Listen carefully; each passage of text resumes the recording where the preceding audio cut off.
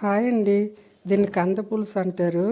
ఈ కందని శుభ్రంగా కడుక్కొని చిన్న చిన్న ముక్కలు కట్ చేసుకొని కుక్కర్లో వేసుకోవాలండి. ఇలా 3 విజిల్లు అయ్యే వరకు ఉడకపెట్టుకోవాలండి. ఇలా ఉడికిన కందని బయటకు తీసుకొని తొక్కని కట్ చేసుకోవాలి. తర్వాత చిన్న చిన్న ముక్కలుగా కట్ చేసుకోవాలి. ఈ కంద చాలామందికి ఇష్టం ఉండదండి, కానీ నేను వండే ఈ పద్ధతిలో వండితే చాలా టేస్టీ ఉంటుందండి. ఇలా ఉడకబెట్టుకొని కట్ చేసుకున్న ముక్కల్ని ఆయిల్లో వేసి ఫ్రై చేసుకోవాలండి. ఇలా ఫ్రై అయిన ముక్కల్ని ఒక ప్లేట్లో తీసుకోవాలి. ఇలా ఈ కంద తినడం వల్ల ఒంటికి చాలా మంచిదండి.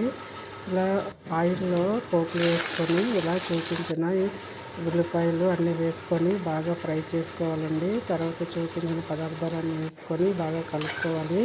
ఇందులో కొంచెం బెల్లం కూడా వేసుకోవాలండి. ఇలా వేసిన వాటిల్లో ఈ ముక్కలు వేసి బాగా కలుపుకోవాలి. కలుపుకున్న తర్వాత దీంట్లో కొద్దిగా చింతపండు రసాన్ని వేసుకోవడం వల్ల ఒకవేళ వేసిన మిసివేయదండి. టేస్ట్ కూడా చాలా బాగుంటుంది. ఇలా తయారైన